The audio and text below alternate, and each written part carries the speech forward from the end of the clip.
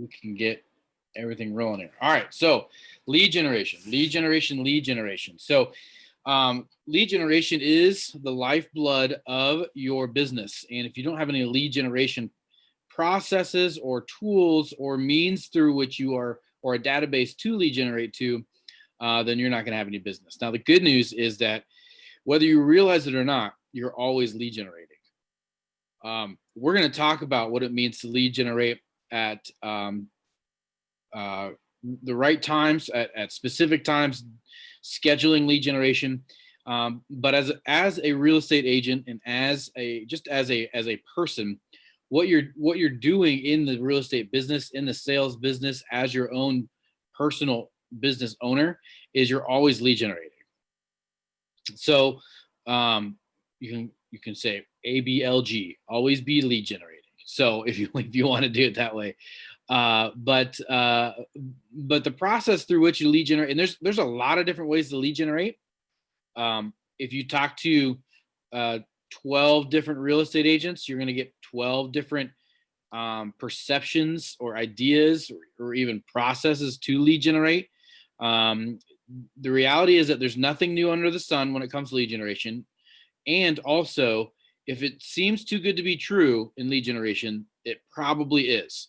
And we're going to talk about what that means here in just a second. But lead generation is the non-glamorous, the nose to the grindstone, probably the most frustrating and the most irritating and thing that you're going to be doing in your real estate business, but it is the only thing that matters. It doesn't matter if you write the best contracts. It doesn't matter if you're the best negotiator. It doesn't matter if you're the best whatever. If you do not have leads, if you do not have buyers and sellers, and you're not lead generating for buyers and sellers, you cannot exercise those gifts, those abilities that you have to the fullest extent. I don't care how great of a people person you are. You may love people and you may be really, really great with people, and that's awesome. And yet, if you're not lead generating to find people to work with, then it doesn't matter. So you've got to lead generate. And we're going to talk about what that looks like and what that means here. And I think even in this PDF, there's like 151 ideas for lead generation, and that's not an exhaustive list. There's always more. So we want to avoid. Oh, by the way, today I'm going to give you a bunch of different tools and systems that you can help track lead generation, that you can help grow your lead generation. I just want to say from the beginning that whatever system, whatever tool you use is the best system. Okay.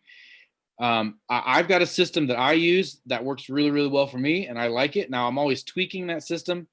I'm always looking at that system from a 30,000 foot view, just to make sure that I'm headed in the right direction, that it's accomplishing what I want it to accomplish.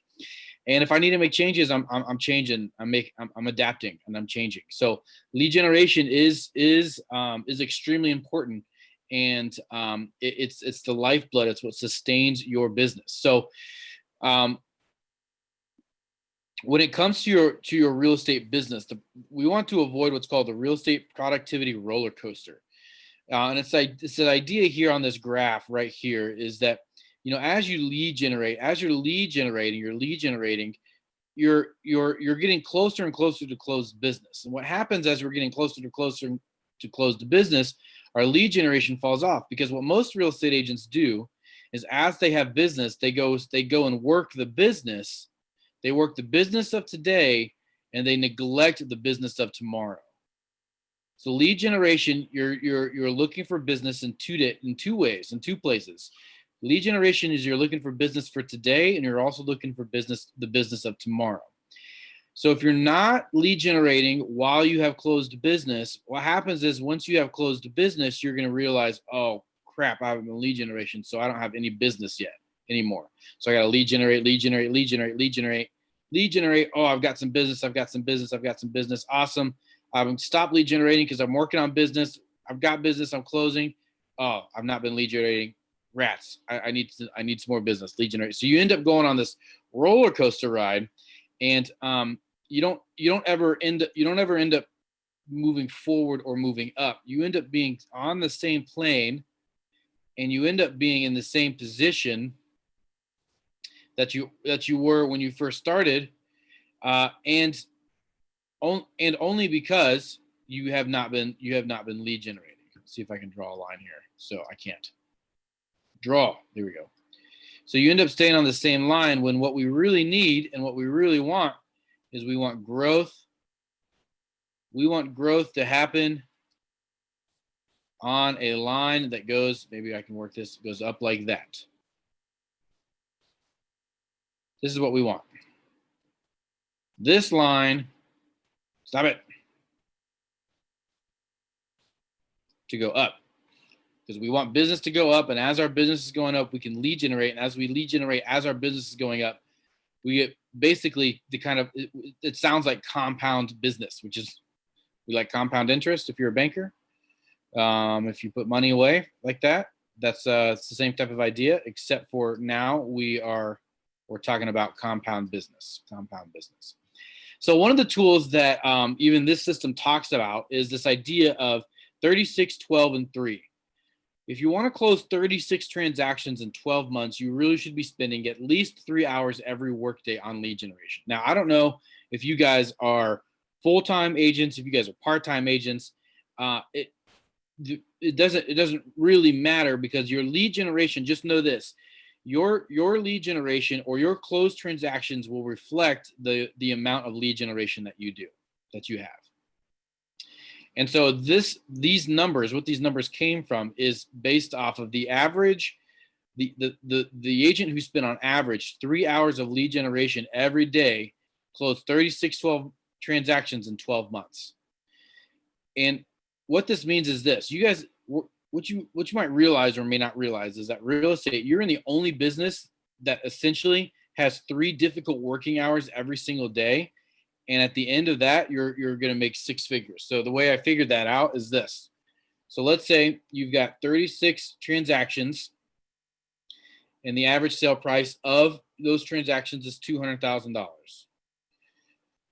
So if you take your traditional 3% of your commission out of that $200,000, you're going to be making a $6,000 of gross commission. So we take per transaction. So we take that $6,000, multiply that by 36 transactions, and you're looking at $216,000 in gross commissions. Now let's assume you pay taxes out of that, and we're really high. So we pay 40% taxes out of it. That's $86,000 minus the 216. Is that what I said? 216?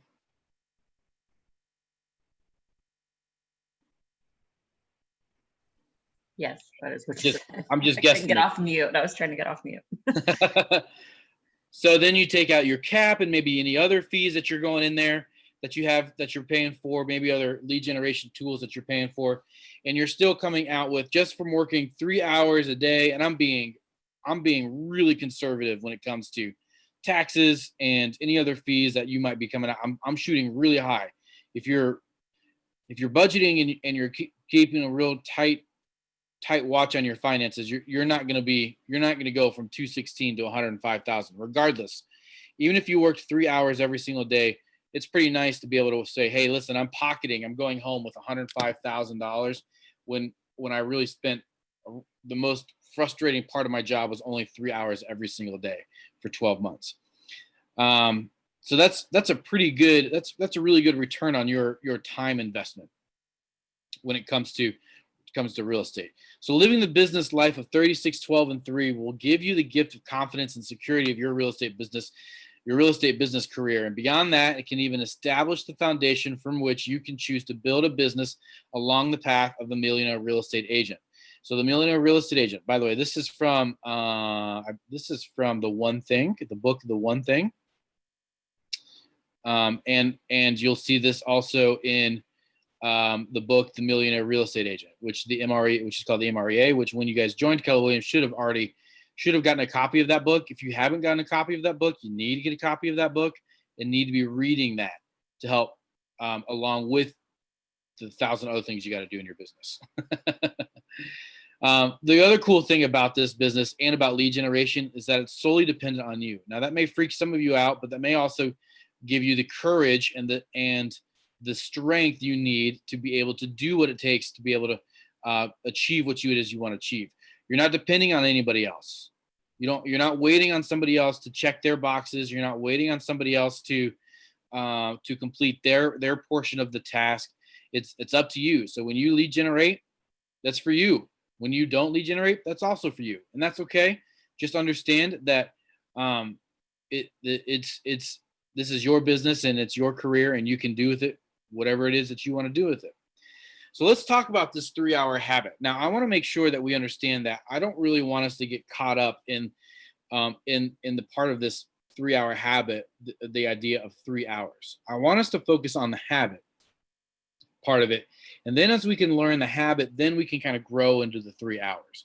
It's this same idea of, if you've never worked out before, if you've never gone to the gym before, or if you're starting to eat healthy, never cut everything out at once when it comes to eating healthy, or don't go to the gym or don't go running and say, I'm going to run 3 miles today. If you've never run, haven't run in a really long time. No, you got to build yourself up to that. And what you're really building is not so much endurance. You're actually building a habit. So if today I decide, I'm not going to eat any sugar, great. I'm just going to eat I'm going to go vegan or whatever, or I'm going to go plant-based diet or whatever it is you're going to go. Hey, that's great. And that's really awesome. And that's very healthy. However, it's probably not a good idea just to cut off cold turkey.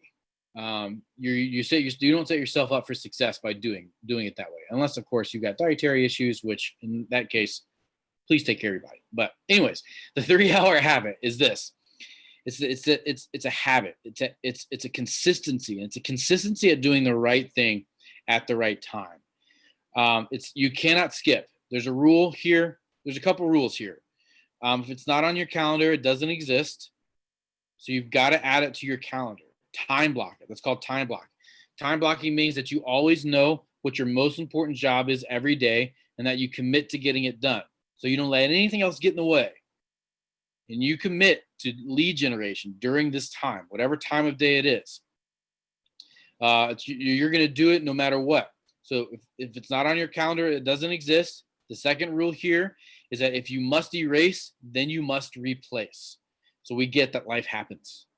We get that we have to take the kids to school. We get that we have hot doctor's appointments. We get that we have to go meet a plumber shows up. We get that we have to life happens. Okay, we get that.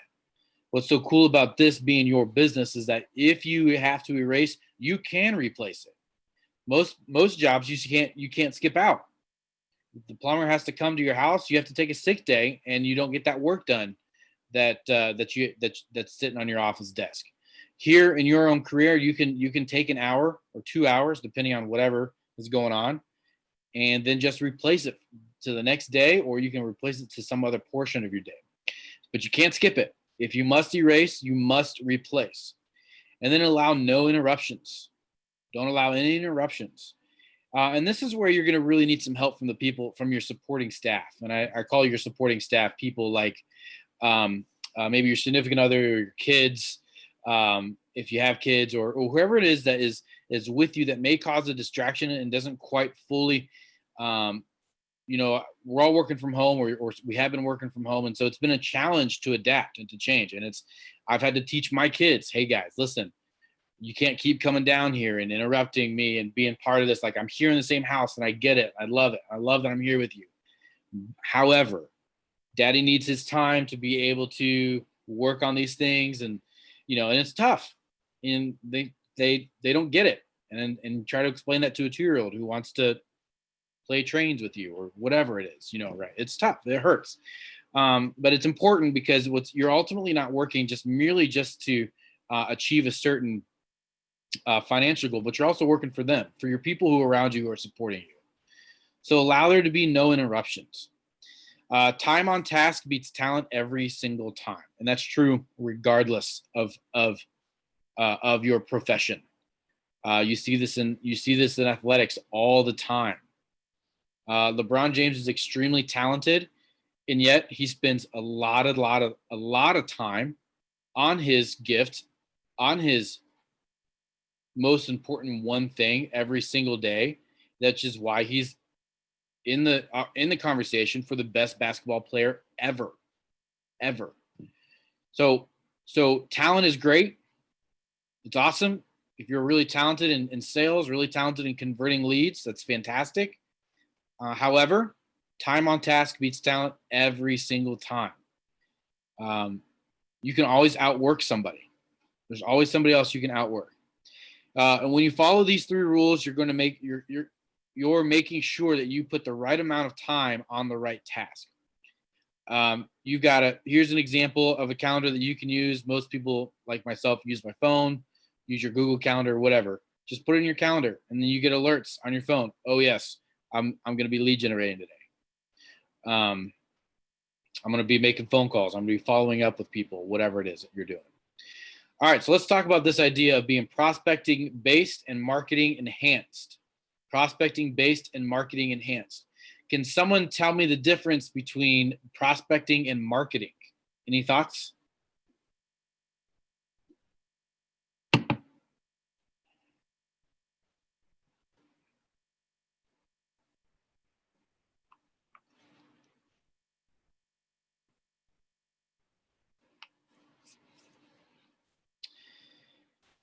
Any guesses at all?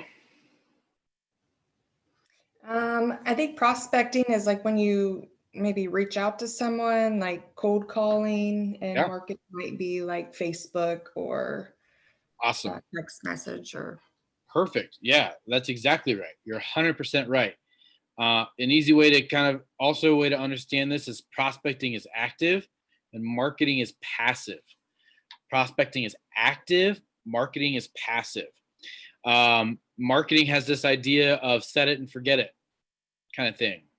We're going to look at some great marketing tools that we have in command. And you can set it up, set it and forget it.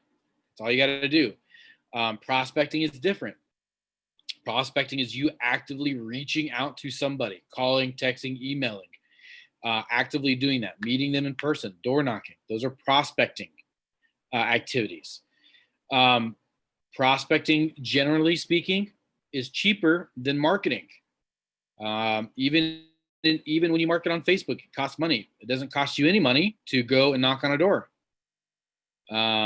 So prospecting is generally cheaper than marketing. So when we talk about being prospecting based and marketing enhanced, we're really, especially at the beginning of your career, in the beginning, you're going to be focusing 95% of your time prospecting. 95% of your time prospecting. Marketing is a highly leveraged activity. While marketing is a highly leveraged activity, that is basically what that means that you can do through others on a more passive or automated basis. So set it and forget it. While it is a more highly leveraged activity, it is also more costly and often less effective than the simple activities of personal prospecting. I don't know if you've ever been in a setting where you've had to send out postcards or even whatever it is that you're setting up a Facebook ad, a Facebook lead. You're setting up a lot of barriers between you and the client. And while you're probably having you should have different goals from marketing versus prospecting. You should expect different results. Maybe you're not marketing to be able to actually generate for clients. Maybe you're marketing for something like brand awareness, or what I like to call is mind share. So you're generating, you're planting seeds in people in an area. Maybe you're geographic farming, a neighborhood or a zip code or whatever.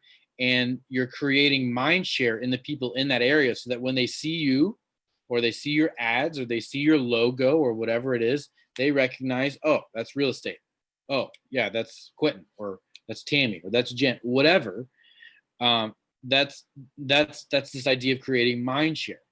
That's less effective than active conversations, voice to voice, text to text conversations, face to face conversations, and prospecting. An agent or a team leader in Asheville, North Carolina says this: we have layered marketing on top of our prospecting.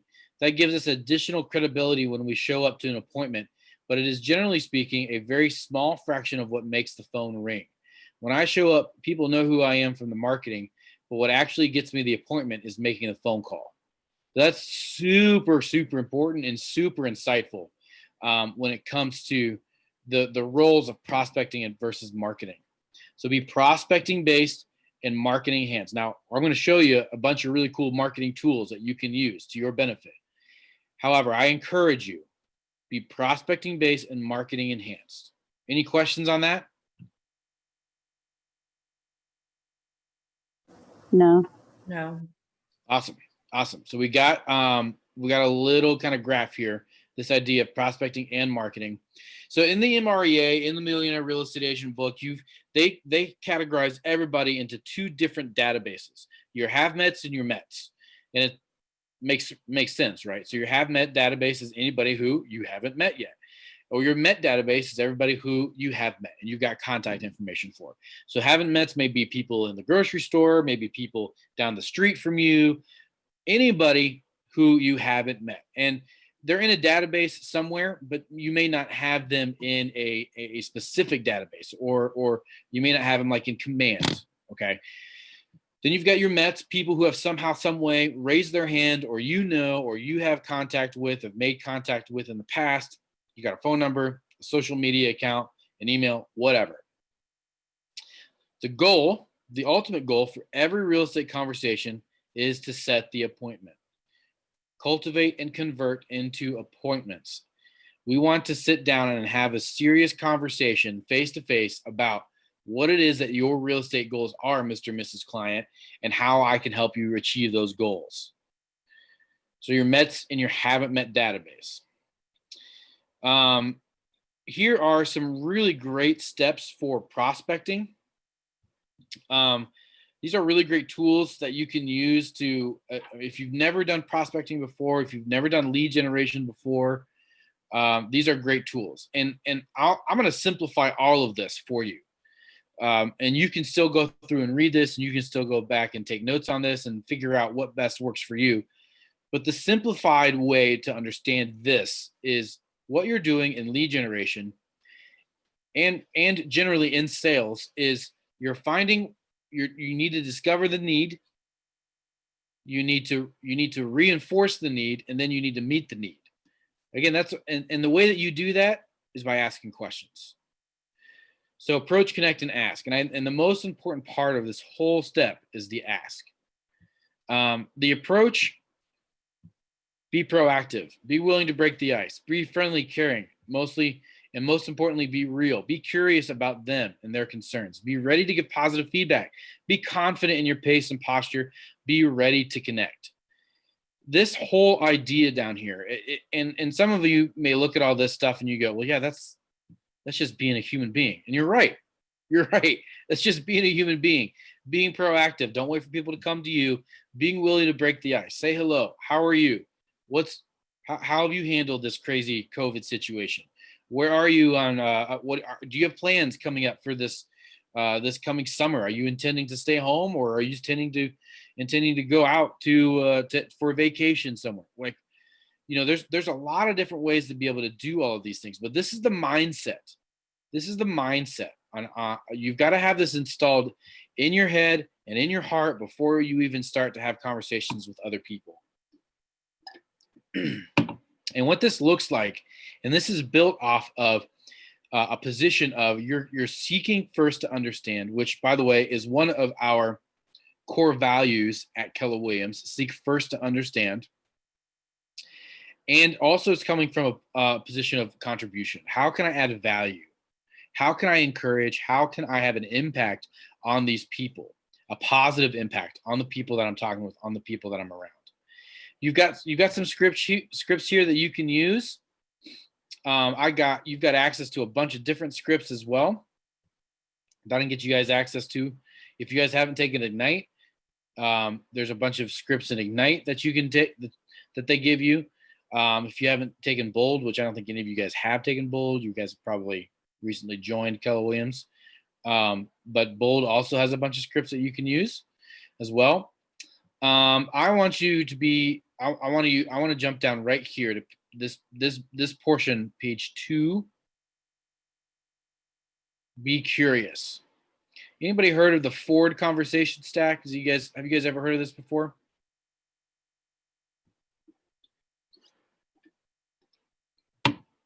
Yes, no, maybe so. I think I might have. So this is a great tool that you can use on literally anybody, and you don't even have to let them know you're using this tool on him. But it's a crutch. It's a tool for you to be able to know, or be able to have, if you have a problem, or if you struggle with just starting conversations off with people, remember the Ford conversation stack, and it'll help you break the ice. It'll help you be curious, ask open-ended questions. So Ford, F stands for family. Ask them questions about their family. Is your family healthy? What is your family doing? Did you do any fun things while you have been around, or what's the most fun thing you've done? Have you gone out of your house? Whatever. Family. And then O stands for occupation. Tell me, what do you do? Have you been working from home or remotely?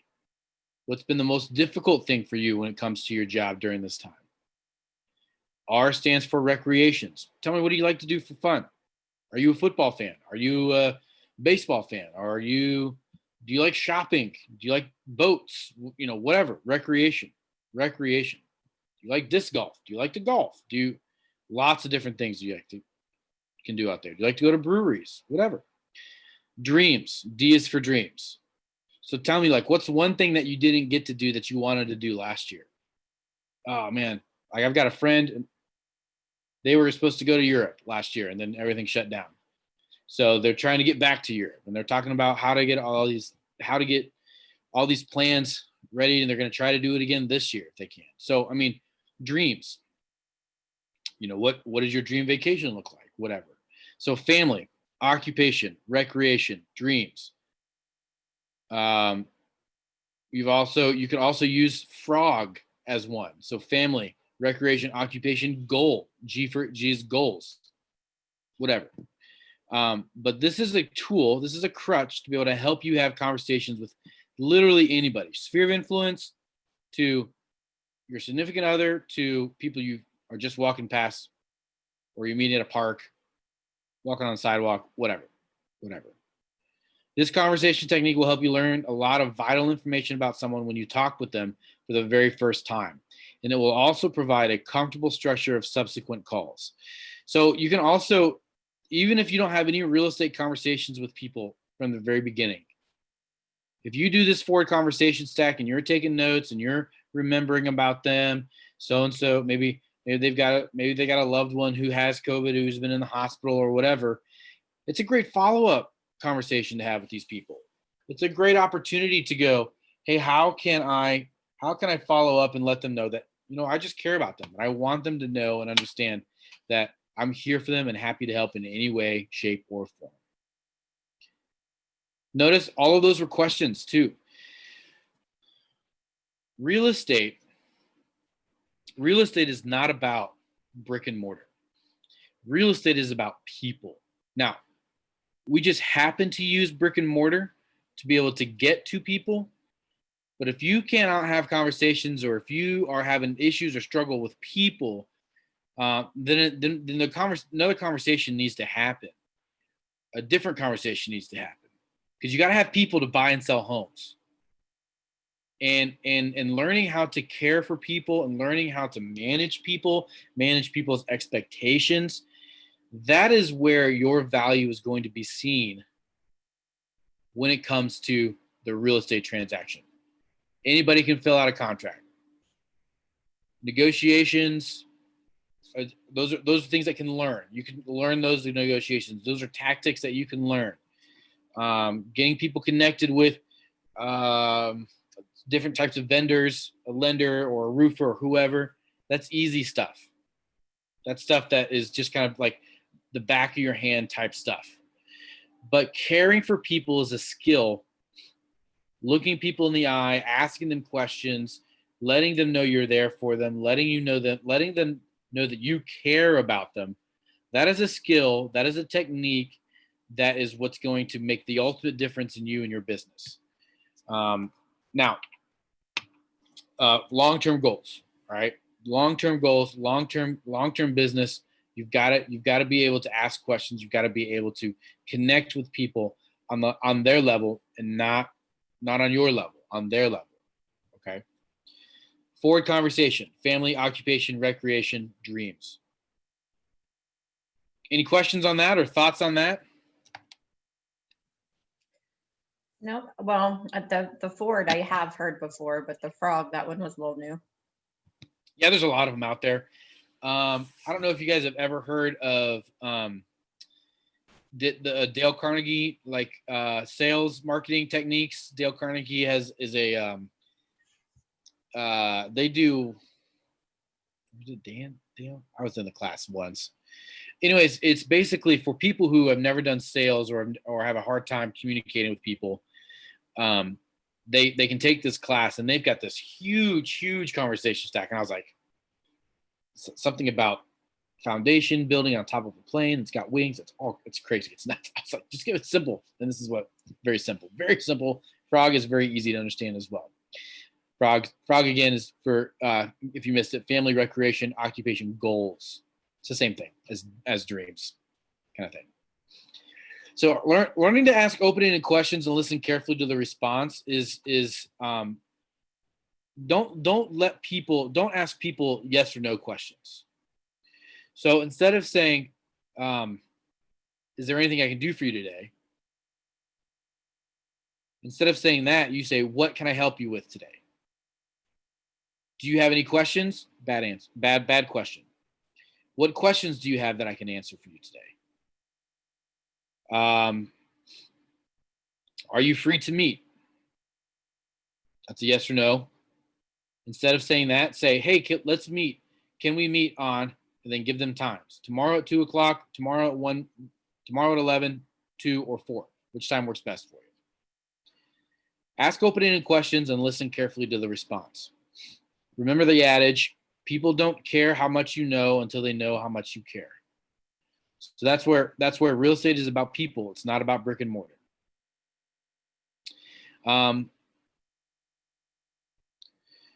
Let's talk about the two foundational needs of all humankind, of all humanity. And I'm willing to be pushed back on this, but I believe that most people have two needs that are consistent across the board.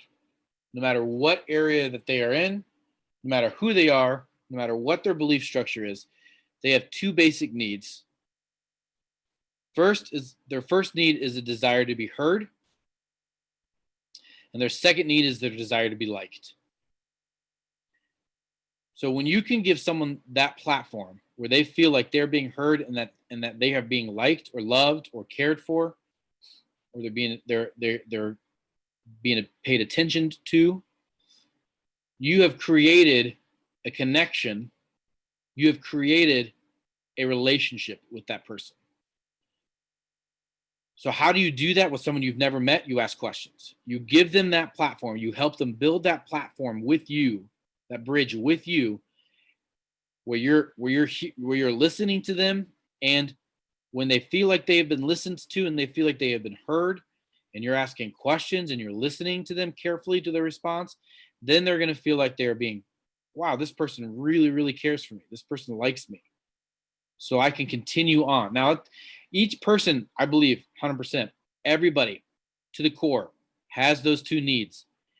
It takes time for different other people to get down to that, more time than others for certain people.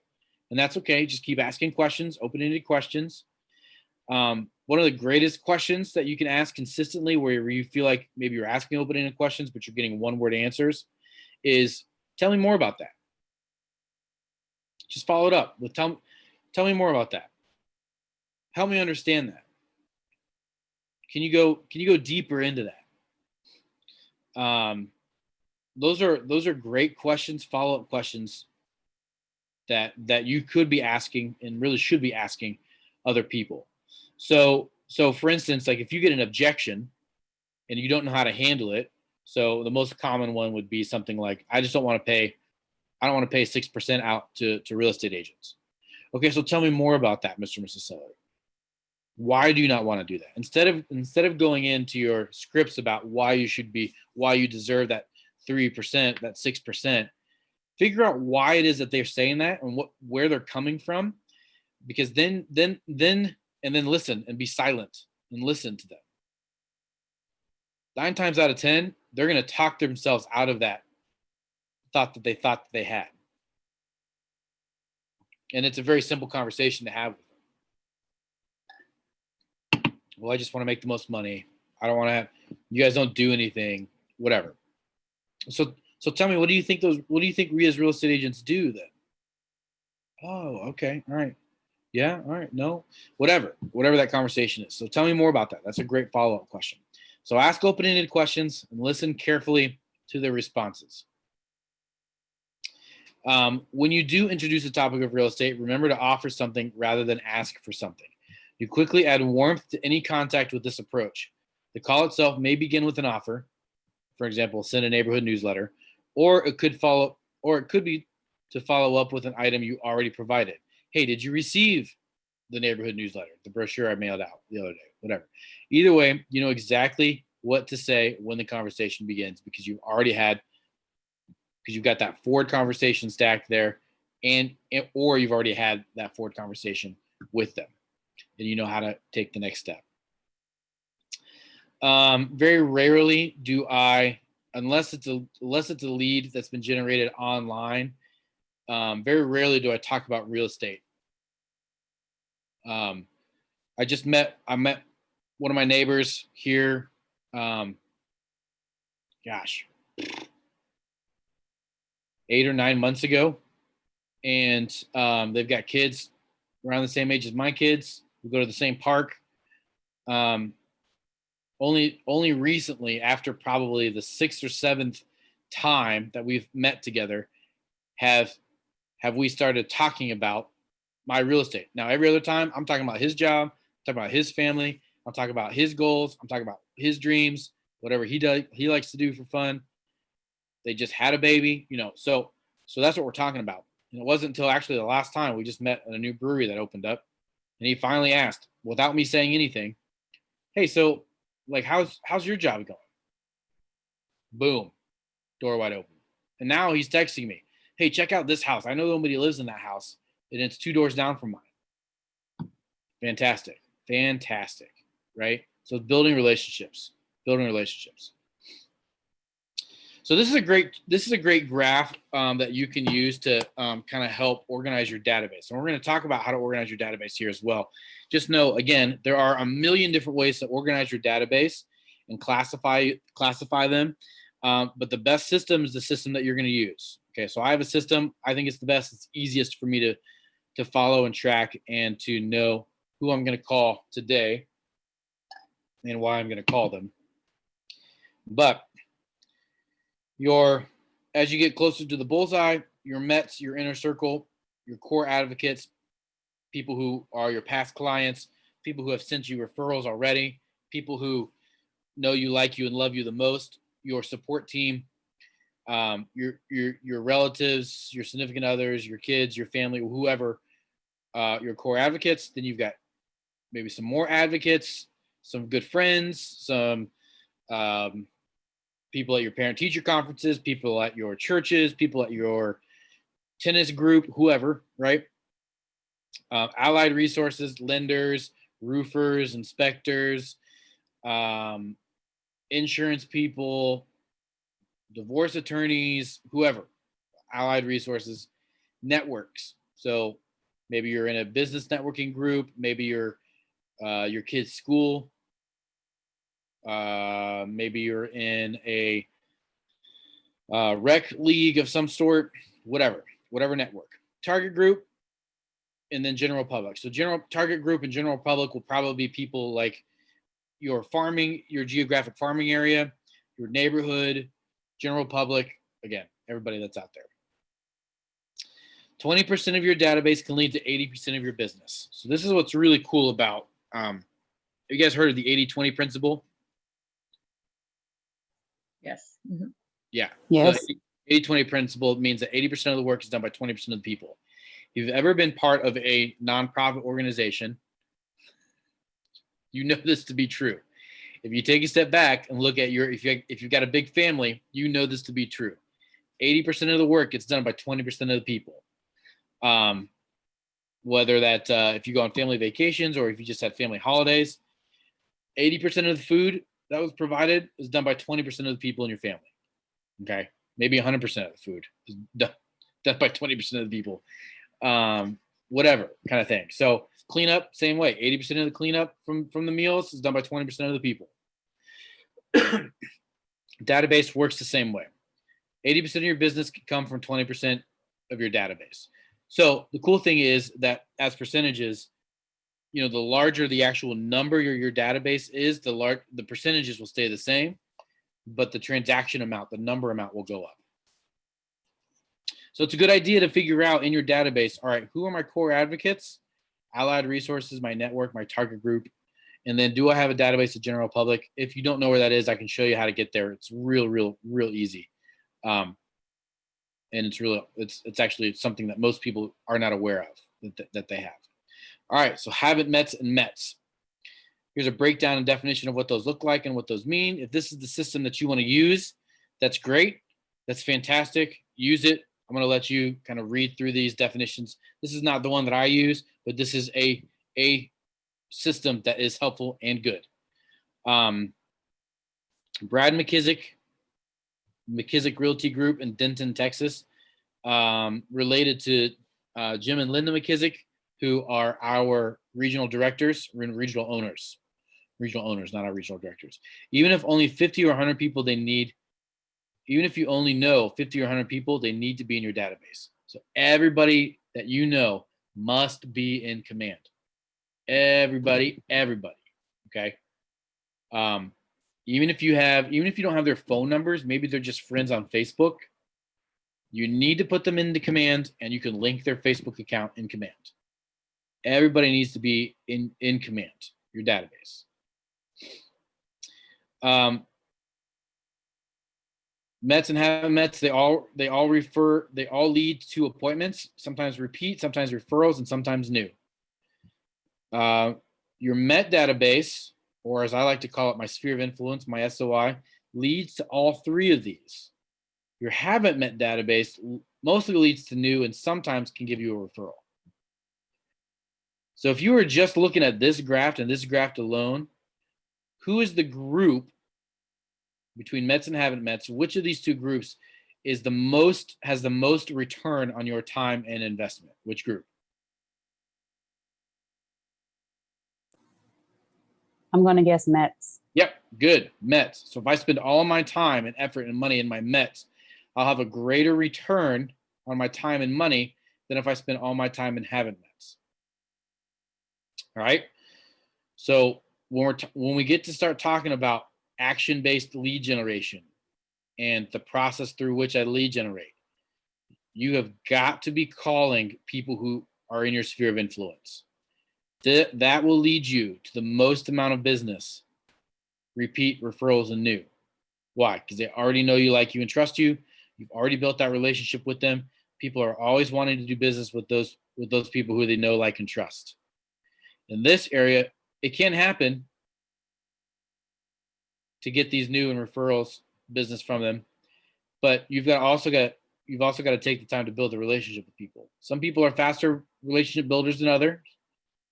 Generally speaking, however, most people are slow at relationship building. So when it comes to reciprocating relationships specifically, once they become Mets, then you can put them in. Your haven't met database feeds your Met database over and over and over and over and over again. All right, this is the system that I use. I absolutely love this system. And this system has saved my butt on more than one occasion. And I love it, love it, love it. This is what's called the DTD2, and that stands for Doing the Database 2. So this is a system, this is the letter system or scheduling theme. It's on a 13-week cycle. It means that I can get through everybody in my database in 13 weeks, which means I'm going to get through everybody in my database, touch everybody in my database a minimum of 4 times a year. Minimum 4 times a year. I've got another DTD2 that has a, I should when I get a second here, I'll download it and see if I can put it in the chat as well. But it also has these letters, call, reach out to, whatever, and then another letter that you can text, as long as you're calling these letters and then texting the other letters. So let me just share with you what this is. So based off the U.S. population approximate percentage of people, these are the letters, the first letter of everybody's last name, which means that just percentage basic estimated population, almost 10.5% of the U.S. population have last names that begin with the letters A and W. Okay. So I spend the first week going through my database, reaching out to anybody in my database who has the last name that starts with the letters A and W. Then the second week, B's and E's. Week 3, D's and O's. Week 4, H and V, and so on and so forth, all the way down. Week 12 is nice and easy. Week 13 is even easier. Y and Z. Because percentages are low and chances are pretty high. You're gonna have very few people who have these last names in your database. However, what this lets me do is this lets me know every single week who I'm going to call. I don't even have to think about it. I can just go, what week am I in? Awesome. Week 4, week 3, D's and O's. That's who I'm calling. That's who I'm reaching out to today. D and O. Anybody in my database that's got D and O. Okay. This system, to me, again, just me, simplest, easiest to track, easiest to keep, easiest to reach out to. It takes half of the stress out of lead generation. You're going to get to a point in your lead generation where you sit down and you go, well, who am I supposed to call today? Who am I supposed to reach out? Who am I texting today? Who am I following up with today? Well, that takes this completely out of the equation. Because you can sit down and you can go, what week are we in? What week is this? This is week 5. Great. Anybody in my database that's got C and K. Now, if I were you, and this is what I have done in the last 2 months, last month, well, it was probably about like 2 months because of Thanksgiving and Christmas. I didn't work those weeks and the weeks up to it. But I spent pretty much every day. I took a day. I took 1 week and I made it into a day. So Monday was A and W, Tuesdays was B and E, Wednesdays D and O, Thursday H and V, Friday C and K. And I did this for about 2 weeks because I wanted to make sure that I hit everybody in my database and I hit it hard to help set myself up for success for 2021. Okay. And I've got 3 listings in the pipeline and 4 buyers in the pipeline. So it works, right? And it's referrals and it's leads from Facebook ads that are all in my database that I'm following up with. Just a system, just a tool. Again, you use whichever is best and easiest for you. This is what's best and easiest for me. Now, we're going to start getting into some different marketing techniques and marketing tools and systems. Just know that we're going to take a look at where these are in command. All of these things are in command. 8x8s are in command. If you want to create your own 8x8, you can do that here. These are just ideas that you can do that. 33 touch plan is in command as well. The 12 direct plan, that's also in command. You can do that in command as well. I will tell you I would encourage you guys, do not send out postcards. This is a postcard thing. Don't send out postcards. Postcards just go straight in the trash. It's a waste of money. There's no way to be able to follow up with those people unless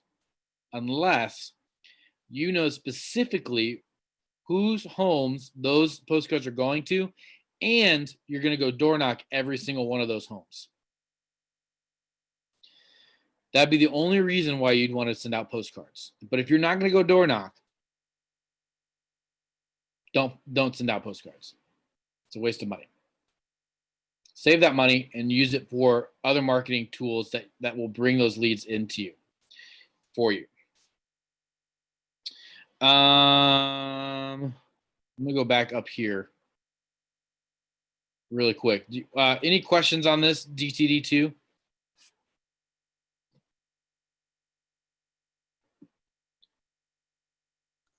I have no questions on that. No. I'm that good at explaining things. Actually, you're pretty good. Yeah, right. Yeah, right. So that I just love this because most people, if you're gonna get to the point where you go, I don't know who to call and I don't know what to say. And then you're gonna sit down, and you're gonna go print out, you're gonna get paralysis by analysis. And then fear is gonna set in and you're just gonna go, forget it. Don't do that. This system right here takes out 50% of the problem that you're gonna have. Takes out the problem of who am I gonna call? You're gonna call these people. Now it's just a matter of what am I gonna say? Well, guess what? We've already talked about that. So you now have no excuses not to go and reach out to people. You know who you're supposed to call, when you're supposed to call them, and you now know what you can say. Okay? No excuses. You guys are going to be millionaires. It's going to be amazing. So more marketing stuff here. I'm not going to spend time on this stuff. You guys can go back and look at this later. Marketing costs too much money, in my opinion. With these things are dated. Print ads are dated. No one, unless you have a lot of money, you're doing TV and radio ads. Those are expensive. I would encourage you, if you want to do some marketing, look for ways that you can do have the biggest impact for you. So if you've got kids at a school or involved in some sort of academics or athletics at a school, look at trying to be more involved with some parent-teacher conferences, or not parent-teacher conferences, but parent, what are they called? Groups, leadership, something. I don't remember what they're called. Maybe you take out an ad in the yearbook. You know, small schools are always trying to find people to support them that way. Maybe be a booster in your school, in your high school of your kids. You know, whatever. Like there's always ways to be able to get involved and be and participate in that way. So do that. Do that. Here's some more lead generation numbers. Okay. I want to talk to you about the daily 10-4, but this is another thing that you can do. If you've got nothing else to do, another system, another tool. Call 5 people from your sphere of influence, right? 5 personal notes. Visit 5 listings in your area. Hold 1 open house a week. Add 5 new contacts into your database Monday through Friday. It's a system, okay? Those are goals. These are great. It's helpful. Again, the best system is the system that you're going to use. Okay, 101 lead generation ideas. All right. There are way too many possibilities for you. They're just limitless. Okay. Every opportunity you have is at your fingertips. Choose 3. Choose 3 methods that suit your personality, suit what you're good at.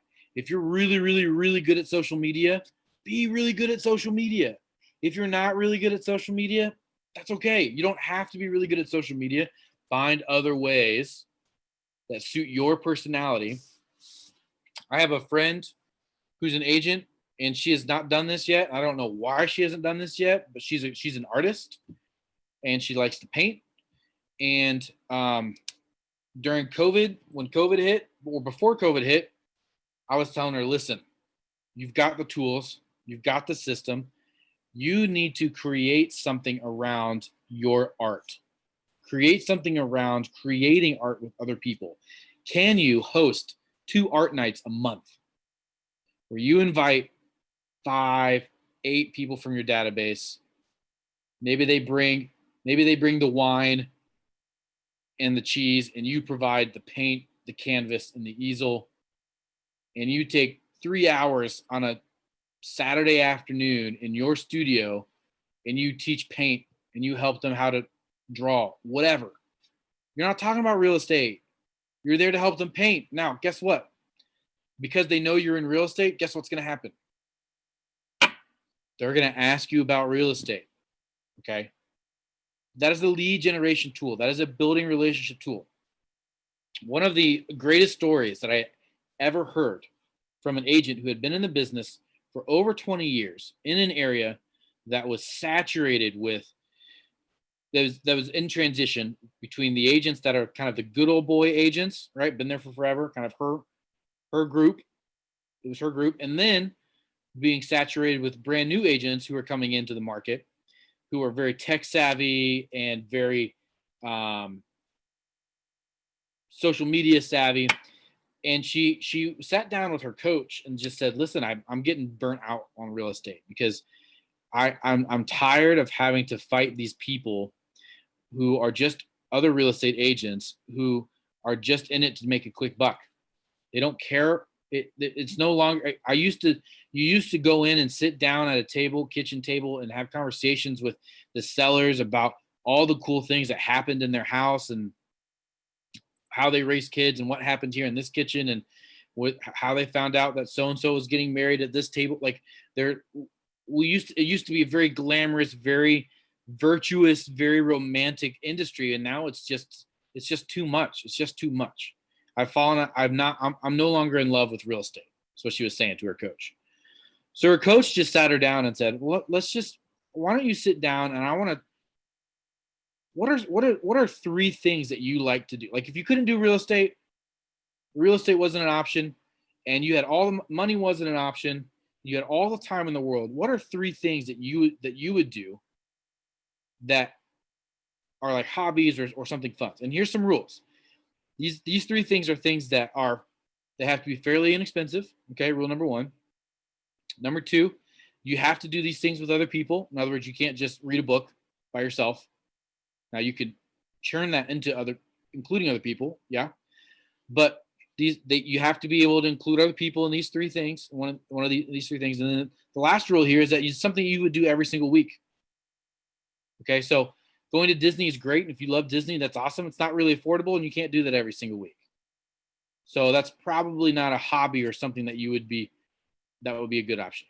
So she said, take a week, think about it. So she says, okay, I'll take a week, think about it. So she comes back and she goes, all right, I got three things. I love playing tennis, I love shopping, and I love boating. And the coach goes, well, I don't know anything about shopping and boating, maybe, sort of, but let's talk about tennis. Coach was like, I'm kind of a sports guy. I like tennis. So they started having this conversation around how can this agent use tennis as a means through which she can help a real estate business. So she started doing that, the same exact thing that I told the artist to do. She started saying, all right, so-and-so, invite five of her friends out to play tennis on a Tuesday morning at 11 o'clock at a local tennis court. She said, she's calling her friends, and the friends are going, I've never played tennis. She goes, it's okay. I'll teach you. You don't have to be good. I'm not very good. I played back in college, but it's been a while. I'll provide the racket. I'll provide the tennis balls. You just show up. So she had 8 people show up the first day that she did this. Great time. Lots of fun. 2 hours of tennis with 8 other people. Fantastic. Did the same thing the next week. Same thing. 8 people. Next week, 10 people. Next week, 8 people. Next week, 5 people. She started getting really, really frustrated because it just wasn't showing up. It wasn't working out. About 2 months in, the agent was realizing that she was consistently getting 15 to 20 people show up to play tennis every single Tuesday morning. And they were different people every single week as well. They weren't the same people over and over and over and over again. Pretty soon, she has created her own little community around tennis. Pretty soon, she had multiple reserved courts where she was providing the tennis balls, the tennis rackets for some people, the water, the towels, where she was in charge of and managing this community. She had created a community around tennis, something that she loved to do. Tuesday started getting filled up, so she added a Thursday. And these are all people just from her database. From that group alone, From that group alone, her business generated, real estate business, generated over $1 million of gross commission income in the first year of that community. Just that community. So she fell in love with real estate again only because she started continuing to build. She built relationships with people in an area that she loved to do as well. She didn't go into social media. She didn't go buy leads from Zillow. She didn't go for sale by owners. She created a community around something that she loved. And from that community, she was able to generate real estate business. Now, what's cool is that the tennis balls started to get her real estate logo on them. She started to get water bottles with her real estate logo on them. She started to get towels with her real estate logo on them. So every time people showed up, they saw her real estate logo. And then she got a big banner with her real estate logo on it. And it said, Her Realty Group Tennis Club. So she created a tennis club, and her real estate group is now sponsoring it, and she still is continuing to do that. Now, fast forward another year, and comes back to her coach and says, I think I want to do this with shopping. So he goes, okay, great. What does that look like? Well, here's what we're going to do. This is what she said. She said, I'm going to invite people to the mall at 9 a.m., right when they open. And I don't know if you guys have been to the mall at 9 a.m., right when they open, but generally speaking, the only people in the mall at 9 a.m. or when they first open are the employers and mall walkers. So it's like a perfect time for a large group of men and women who love shopping to get together at the Starbucks at the mall. All they do, show up at 9 a.m., they get together, Starbucks at the mall, they talk about all the things that they want to go look at or buy. They go out, look at all the things or buy the things that they're going to buy, come back, talk about and show off things that they got. Guess what?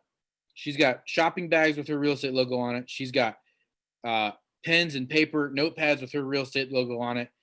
And she hands them out, and she's in charge of this thing. Now, she's created another community around shopping. She does that on Fridays. And now she's also created a community around boating as well.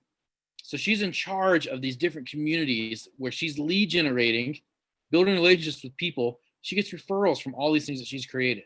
And it's all things that she loves to do. That's the idea behind choosing 3 methods that suit your personality. Find 3 things. PTAs, that's what I was looking for, parent-teacher associations. Find 3 things that you love, that you can involve other people in, and you can do it consistently. And let that be part of your lead generation.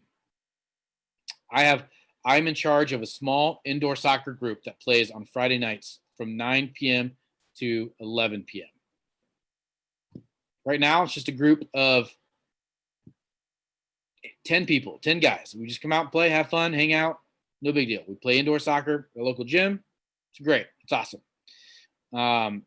We've had it up to 20 people show up. Just depends on people's schedule and calendar. Guess what? Last Friday night, one of my past clients showed up, and I had a great opportunity to say, hey, listen, you need to refinance because your interest rate is over 3%, or close to 4%. You need to get down to a 2.8%. He was like, oh, that'd be amazing. Lender called on Monday, got the paperwork started, getting him a 2.8% interest rate coming up here soon. Adding value only because of soccer. Okay. So there are 101 different ways to be able to get involved with people. And real estate is about people, not brick and mortar. Any thoughts or questions on that?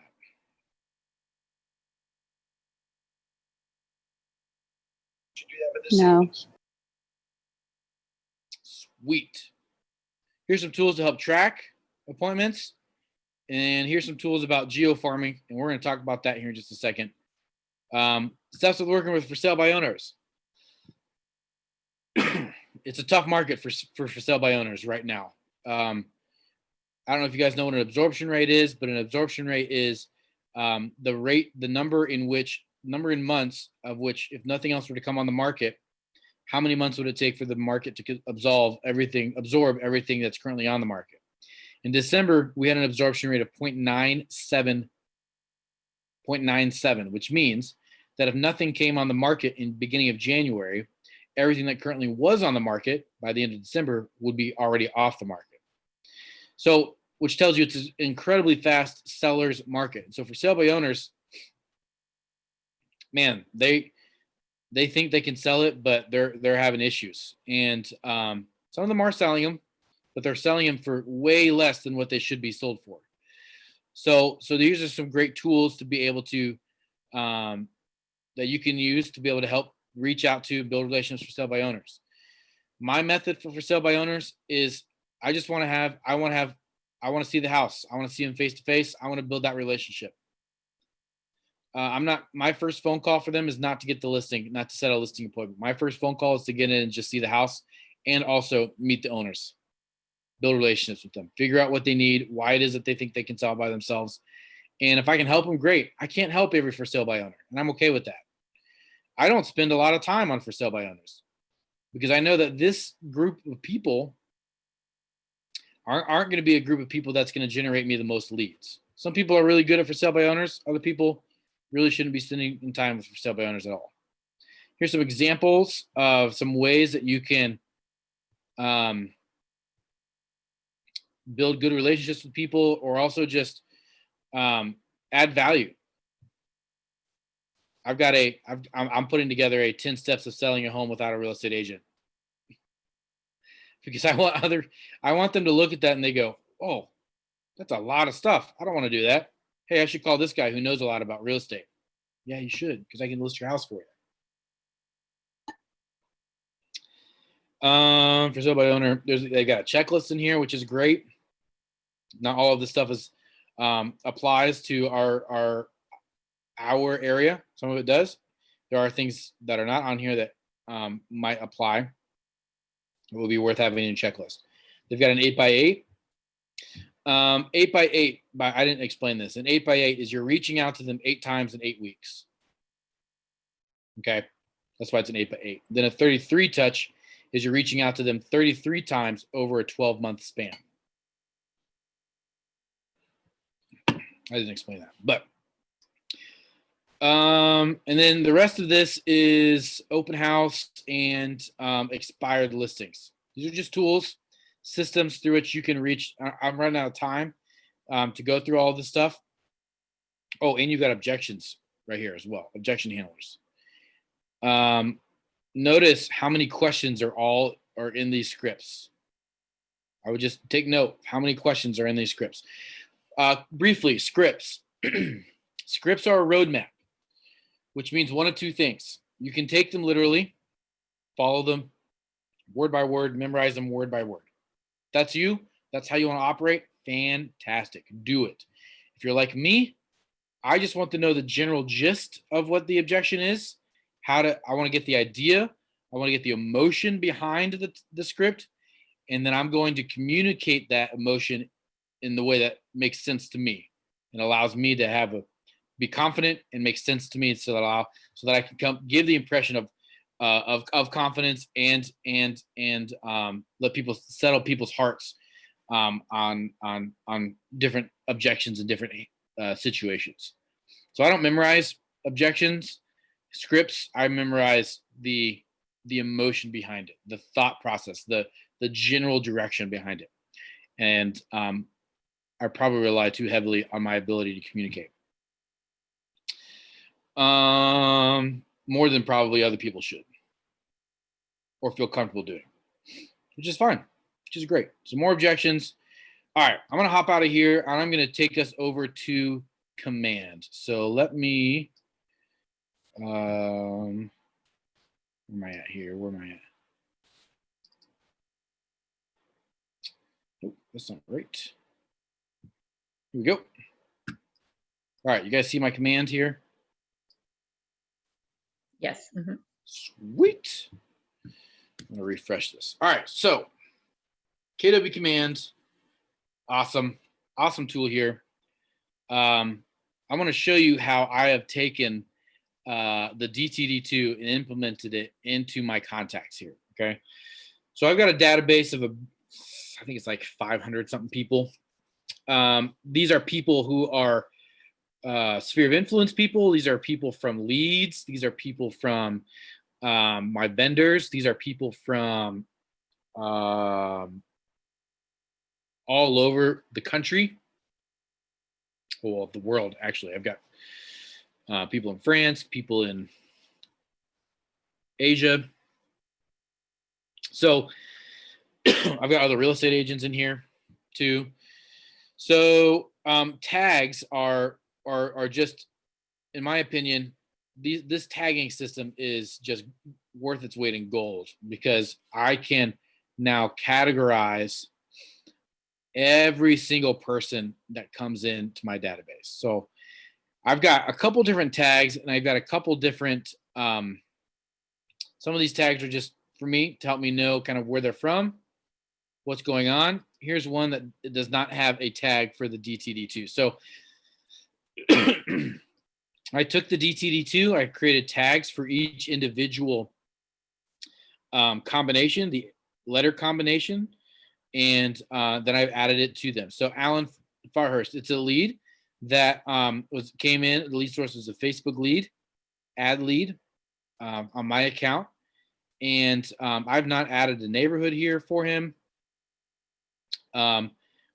Once this loads, which it probably won't, because everything slows down when you're on Zoom, it'll show timeline. So I'm going to add Alan Farhurst to my the category where the F is in the DTD2, so that when that comes around, I know that I know that I need to reach out to Alan. Okay. So tags, I just clicked on tags. I can type F in here if I want to, and that'll bring up every single tag that has an F in there. And I find F and G. I just click on that tag. He's tagged. I click save. And so now he is in the F and G category. Okay. So what that means is this: when it comes time for me to reach out to that section of my database, whoops, what's going on here? I don't want to do that. That was weird. So when it comes time for me to reach out to the category of F and G, which is rats, I forget which week that was. Good thing is I don't have to remember, because I've got it always on paper, so I can just go back and look at it. F and G, where is it?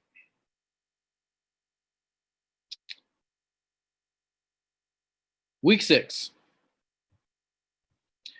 Oh, so this guy came from I ran an ad, rent or buy, and I actually gave this lead to Eric. So he's another agent in our office. So what I did, and I've got a new lead here that we'll walk through once I show you this. But so F and G tagged in that category. If I go back to my contacts here, I can set my filter. Filter section pops up, tags right here. I can search for F and G, this tag. That's all I want. I can hit apply, and it pulls up everybody in my database that has been tagged with F and G. So I got 36 people that has been tagged with F and G.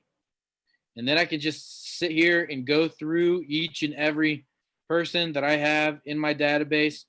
I can take notes on them. I can reach out to them. I can call them, email them, whatever I need to do. This makes my life way, way, way easier.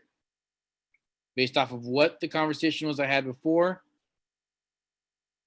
Awesome. Now I've got a VIP group. So this is a category that is much like core advocates.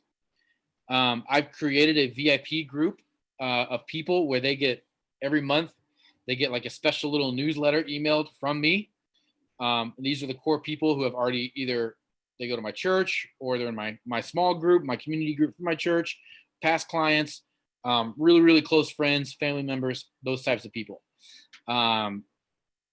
Those people are my VIP group. They get special access to a podcast. They get special access to a newsletter. And I advertise, hey, would you like to be in my VIP group? Here's what you get, kind of thing. That's just something that I do because I like to do that. I've done podcasts. I like podcasts. I like newsletters. I can do those really easily, really quickly. I just learned how to do it. But this is the system. This is how that system works. It's real simple. So if I wanted to just reach out to, so I've got people in Ohio, and I've got people in South Carolina. I've got people in Illinois. So if I just wanted to reach out to, if I wanted to specifically reach out to people in South Carolina, and this is where they live, this is where they're from, and I just got a referral from South Carolina. But look, so now I've got everybody in South Carolina that's been tagged. And it's real simple. It's real easy. Makes my life way easier. You notice I got a past client. We got a past client list here as well. It's awesome. It's really, really great. So this is the system. This is what makes lead generation so simple. Half of the biggest objection to lead generation is being taken care of in this process of who am I going to call? Well, I'm going to call and reach out to these people. Now I can also do a bulk action here where I can add to an email list. I can send a bulk text message. I can do a bulk tag. I can add notes, whatever I want to do. Learning the interface of command is something that our office does training on consistently. So if you need learning how to interface with the command, then go ahead and do that. All right, so let's talk about marketing. Marketing through command. I'm going to go over here. By the way, if you hit the red KW that pops out, so if you're always like, I don't remember what these icons mean. It's real simple. They've got the names right there. So marketing in command is going to be through campaigns. Okay, so you can market through command in free ways and also paid ways. So let's talk about the free ways first, and then we'll talk about the paid ways of doing it. Okay. So right here, you've got a toolbar with a lot of different locations, destinations. The dashboard here is really cool. I don't have enough info in here for it to be able to tell me exactly what's going on. But as you continue to use campaigns, the more you use it, the more data it has, the more it has to be able to read it. So you got paid ads, emails, direct mails, social posts, and then you've got your payment section. So I'm going to hop over here to social posts because I want to show you how to leverage command through marketing in a free and really, really easy way of doing it as soon as command kind of catches up here. Have you guys seen any of this stuff before? It's not Yes. easy, and it just takes time. You said yes. Lakeisha is kind of breaking up. It takes some time. Yeah, I had it with Rachel. Awesome. Cool. So this was bad gateway. Fun. All right. Here's social posts. Okay, so social post, this is just, in my opinion, this is awesome. Okay, and it's real simple here. You can schedule out your social media posts through command, and it will automatically take care of everything that you did for you. So this is one that I had scheduled out for today to go out at 10 a.m. today, and it went out to my Twitter and my Facebook. The only negative thing I can say about this whole process is that Instagram is not yet connected, which hopefully it should, and it will eventually. This can take you about 30 minutes. So last week I did a post I posted every single day at the same time. Okay, right here. I really try these, in my opinion, these posts are just kind of just like, again, mind share. I don't really care too much about these posts. What I care about are my Instagram posts. So that takes a little bit more time. But I'll show you kind of how I do that. And at the same time, if we have time, I'll show you how to do that. But so this right here is something that I created in Designs. And this was actually a template, the Staycation Like a Pro stuff all of this stuff was already in there. It was just a PDF. I added my logo, and I don't know why the logo added twice. I should have double checked that. But I created this, and then I came in here. I created a social post, and I can browse my design library. So this will take me to anything that I have created in Designs, and it'll help me. And I can add everything here. So here's the one that I added right here. You'll see it shows up. You can take a preview of it. That's what I want to do. Yes, awesome. Crop image, crop post image, perfect. Takes half a second. So it said, so this is the thing that added down there. I don't want to add it, so I can take that out. I can schedule a post, who I want to go to, when, what time, what day and what time, or I can post it immediately. Okay. Then you write your text in here. And what that looks like is, see if I can pull up my Facebook here for you real quickly so you can see the post. But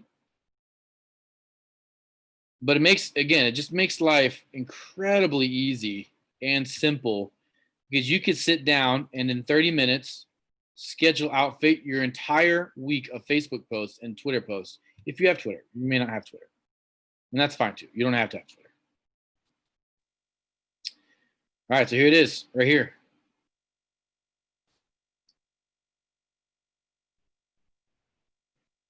There's the post. There's what I said, and it showed up 10 a.m. this morning, about an hour and a half ago. So you can do that, or if you're like, man, I don't really have time to design something. I don't really have the time to do all that kind of stuff. That's cool. KW Command has already social posts designed for you. Okay. So you can cut these two right here are social posts that you can put on social media. So let's do this one about credit score. So if I clicked on that little green arrow down there in the bottom right-hand corner of that actual post, it came up with this similar, it looks familiar, right? We've seen this before. Just like this. Here's what it says. Here's the text. So I already know there's going to be a little bit hiccup here, because this is 186 what are they, characters out of 2,200 characters. And the only reason why I know this is going to be an issue is because I've done this already before, where if I want to post on Twitter, I'm only allowed 180 characters. But if I just post on Facebook, I can have up to 2,200 characters. But because I'm doing both, it's going to tell me, oh, I'm sorry, 280 characters. So this one's fine. But if you got over 280 characters on the text, it won't post to Twitter. It won't let you go through with it. So I just clicked on that little link here. I'm going to schedule this post tomorrow, 10 a.m. Awesome. If I wanted to preview the post, I can do that here. Here's what it looks like on Facebook. Here's what it looks like on Twitter. Awesome. Cool. Love it. Schedule post.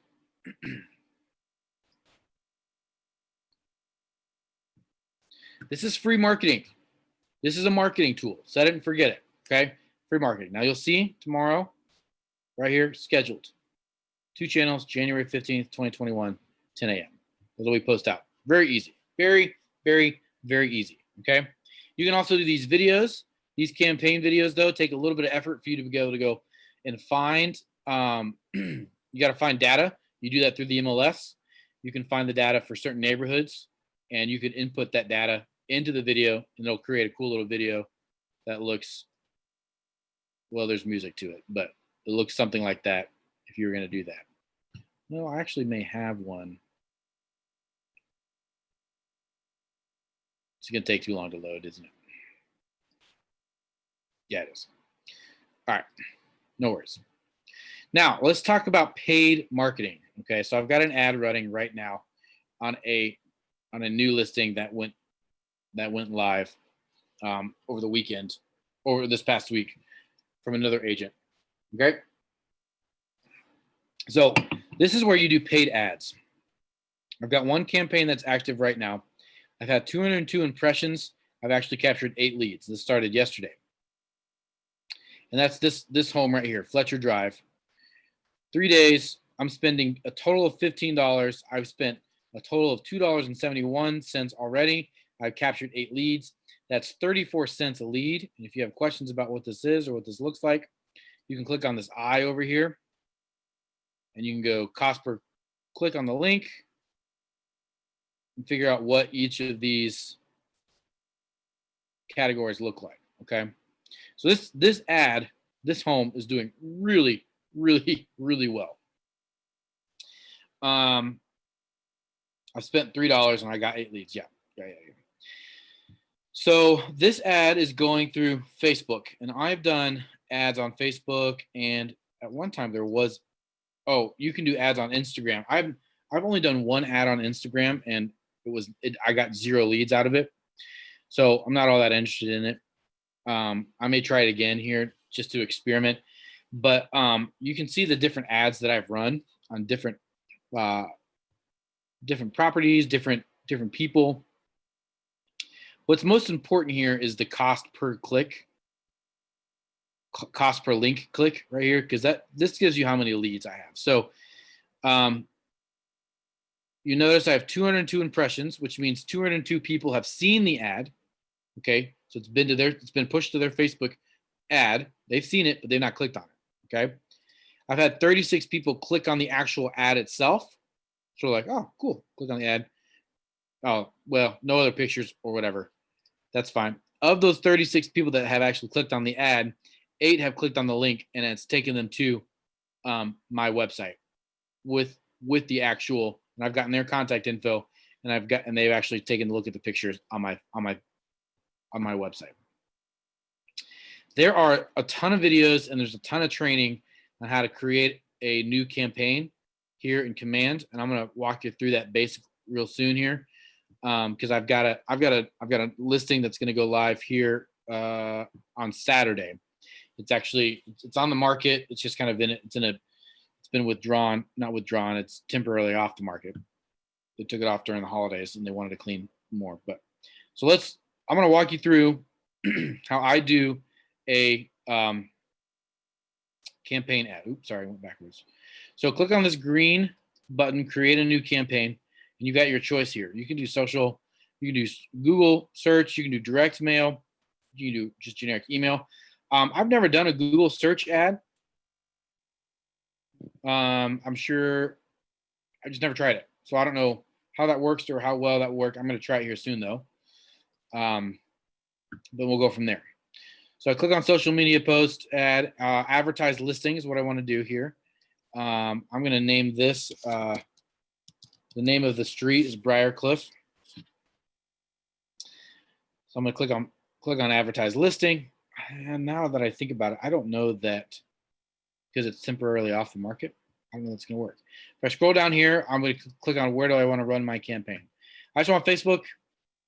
The most success I've had is out of Facebook. Most success that most people have had is from Facebook. You can try Instagram. I'm going to probably try Instagram here again later, just to see, again, how the algorithms work and what it looks like, and see what kind of leads you get off of it. So because I'm advertising a listing, advertising a property, it's going to want me to find the listing here.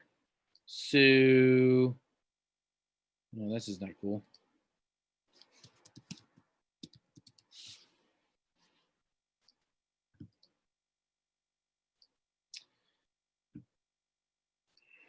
It's probably not even going to show up because it is temporarily off the market.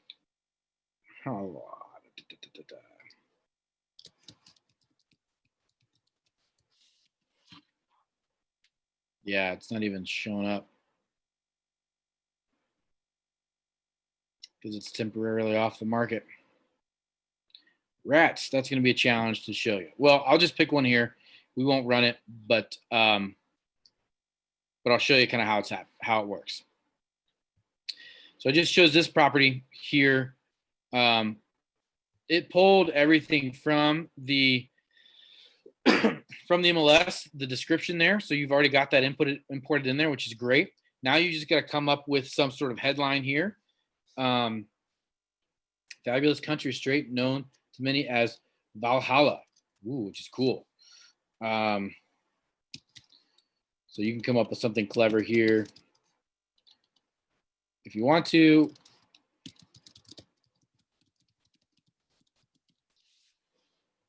Valhalla is like Greek or Norse god mythology, like their heaven or something like that. But if you don't know that, whatever. Do you want to live in Valhalla? Something clever like that. And then you've got a description here. You could be coming home to this. If you don't like that, you can shuffle it. Whatever. You can use suggestion, or you can just type your own in there, whichever you want to. So you notice that's where the description went. This is where the headline went. Perfect. Save add to text. Now we want to configure the Facebook ad. So where's it going? So my account, it's going to my business account here. Always use Facebook lead generation form. You would only use this, use a site or landing page if you want people to be directed to your website's contact capture card. You don't want that. You want them when they click on the link to be taken to the house. So I'm going to show you that here in just a second. But when they click on that link, Facebook lead generation form is going to pop up for them, and they're going to fill in their info, and then it's going to take them to the link. You don't want them. It works automatically that way. So use Facebook lead generation form, and then the button they're going to push here is learn more. You've got sign up, apply now. Just do learn more. Then it gives you an opportunity to put in a URL. So what we're going to do here is now I'm going to go to my own KW website. I am going to search for rats. I don't even know what the 2894 Reynoldsburg, New Albany Road. Okay. So I'm going to go to my website. I'm going to search for that.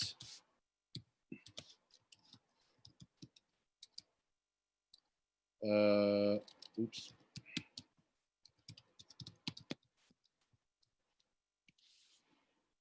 I'm going to search for this property. Did I even type that in right? I did not.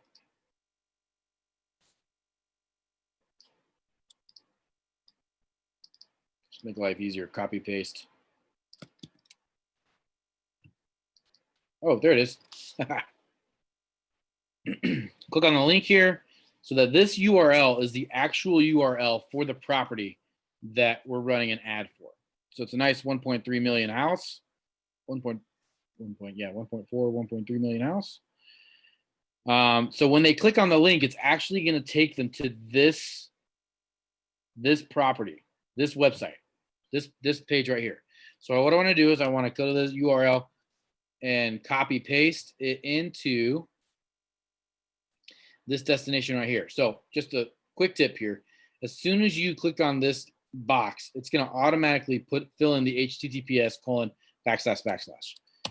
Just go ahead and delete it, because when you copy paste, it's going to put it in there as well. If you copy paste in there without deleting it, it's going to say, hey, this is an invalid link. And it's invalid probably because you have two of the https://. All right, there you go. Now I want to use custom settings here. I can target a custom audience. Blacklick, Ohio. I want the radius. I'm going to just shrink it down. I want 15. Whoa, what the? I want to go 15 miles, and I want to add interests here. So this is going to go. The reason why I want to add interests is because I want to target a specific group of people who are looking at homes. And so what this is going to do is this is going to allow me to specifically look, and Facebook's going to go, you want this ad to be targeted to people who have these interests, okay? And I'm like, yes. Anybody who's interested in Zillow. Now, you've got two Zillows that pop up, Premier Agent Zillow and Trulia. Then you just got Zillow. This one's got 34 million in audience size. This one has 70,000 in audience size. The Premier Agent Zillow truly are real estate agents who are interested in Premier Agent. If you're just a consumer, which is who we were targeting, we want Zillow. So we click on that one. Awesome. Zillow. Now I also want Realtor.com people. Realtor.com people are also people. Same thing, pro, regular. Realtor.com people are also people who are looking for homes, right? I've actually done the same ad, one ad going only to Zillow, and then one ad going only to Realtor.coms.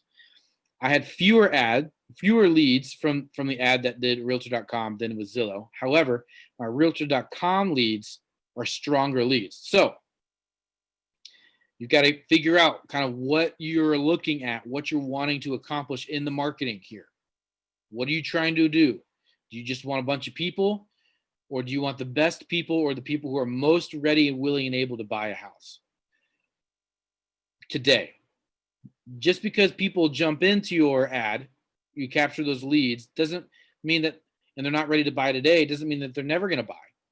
Okay, so you just got to think about what your goal is, what you plan on doing. If you scroll down here, you see I've got 2 selected interests, Zillow, Realtor.com, save selection. And here's my targeted audience. Estimated audience size. That's a lot of people. Save Facebook ad. Okay. Now it's going to tell me how long and how much money am I going to spend. I wouldn't do it more than 10 days. I would probably do it at most 5 days. Get a nice round number, $4 a day. Save duration and budget. Once I'm ready to go, here's what a preview looks like. Then I can publish campaign, and then it's going to be sent off to Facebook. Facebook's going to review it. Then you'll get the thumbs up, and you can do it that way. I'm not going to say publish campaign because I don't want to run this ad. You want to run ads that are going to attract and be centered around the people who are most ready, able, and willing to buy. If I run a $1.3 million ad, chances are pretty high that I'm going to get a lot of people who are just going, ooh, that house is pretty. Let me click through. Click. $1.3 million. Some of them may be real people. Some of them may not be real people who are ready to buy. But if I do a house that is $200,000 or less, my chances of actually getting real live people who are ready, able, and willing to buy today are a lot higher than people who click on a $1.3 million house. You guys understand why that's the reality? Yes. Does that make sense? It does. And I do Yes. have a question. When we are doing that, we need to get permission from the listing realtor prior to doing that, correct? Exactly, which is why another reason why I'm not going to publish this ad, because I don't have permission from that guy to do that. And we don't have to change anything as in, putting the logos or anything on it. No, because if you notice when it goes to your website, it shows who exactly is the listing by right here. Okay. So as long as it's somewhere on your website, and it's pretty predominant right there, then you're going to be okay. Now they can scroll down, you can see this is your stuff, right? Mm-hmm. But you've collected their contact info. It's not going to the listing agent. But very few agents out there are going to go, no, don't market my properties. I mean, it's already on the MLS. Yeah, So, just reach out. Just just get confirmation from them. Okay. I can almost guarantee you that anybody in our office will not care. So you can it's a lot easier conversation with people in our office. So if it's a listing by Keller Williams Greater Columbus, and it's at the right price point, it's in the right area that you want to market, give them a buzz. Hey, is it okay if I run an ad? I did that with this one right here. Is a good friend of mine. This is the best Facebook ad I have ever done. I ran it for 5 days, spent $25. I got 63 leads from it. Because this is a house that was in New Albany. It's a ranch level house in New Albany. I think it was under 350,000. So it was it was already under contract too when I ran the ad, by the way. It doesn't have to be a house that is not under contract, because that's a great conversation with people. But just by saying, hey, thanks for checking out this property online. Unfortunately, it's already under contract. Is this the area that you're looking in? Are you looking for other homes that's similar to that? Yes or no, kind of thing. So, so it's a great opportunity just to continue to just have conversations, build relations with people. So that was marketing. That's lead generation. Just kind of over. There's a lot more that can be said. Continue to get education and continue to learn and talk with other agents about how and why they lead generate, because you'll discover some really cool things, things that are done differently for people in different price points, for people in different areas, that all work really, really well. Any generic questions or anything else that I can help you guys with? Because we're 10 minutes from closing time.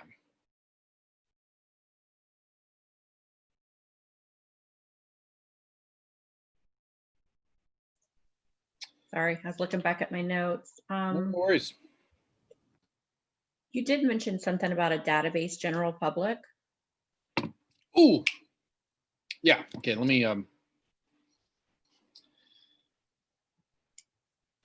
Let me see if I can do this real quickly.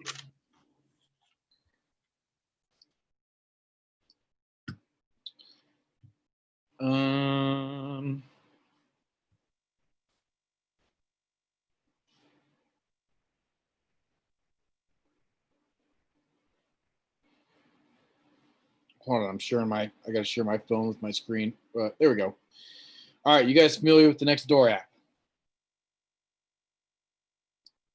Yes, no, maybe so. Yes. No. I am. All right, so the Nextdoor app, if you're not on there, it's a good opportunity for you to be on there, because you can see everything that's going on in your neighborhood. Okay, so these are my people. These are people that have joined my neighborhood. Let's see here, figure out. Yeah, so I'm in Briarcliff. This is where I'm at. This is a database of people who are in. These are a couple different databases or a couple different neighborhoods, but they're very close to mine. Okay, so once you sign into the Nextdoor app, what you'll get is you'll have to say which neighborhood you're in, and then you'll get like a postcard in the mail with like a number on it, and you just punch all that information. It takes a little bit to get in there, but Bryce Estates, Hoover is near me. Briarcliff subdivision is my neighborhood. There's different things in here. People are posting stuff for sale. You get notifications. You can get people. So we have car thieves for some reason. For some reason, cars are being stolen all over the place in my area. I don't know why, but top posts, all kinds of stuff. All right. An Arctic wolf, lost an Arctic wolf. So this is good. This is exciting. Someone lost an Arctic wolf in my neighborhood.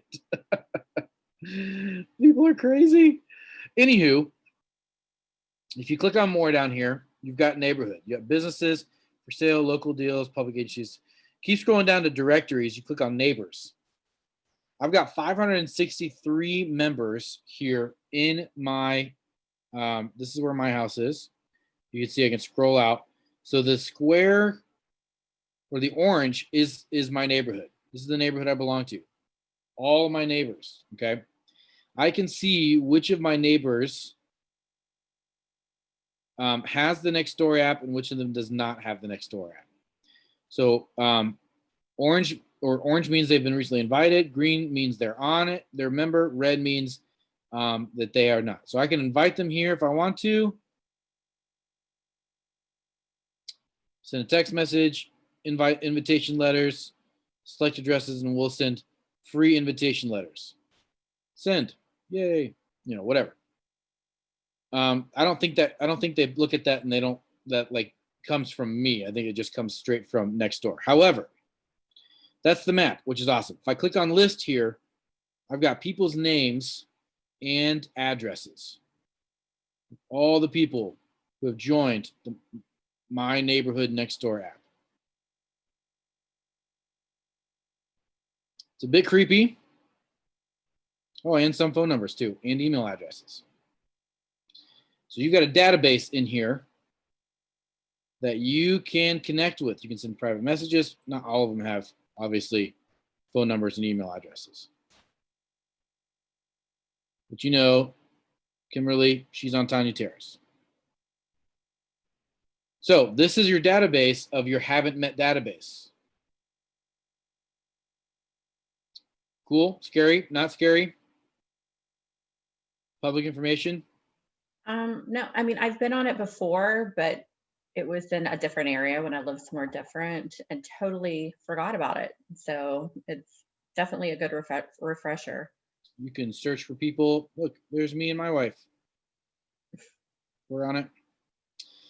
So this is just a good, and you can see family here, all kinds of stuff. So this is a good opportunity. This is just a good database that you can use to send people messages, build relationships with people. Maybe you're inviting people out to a community event that you're hosting.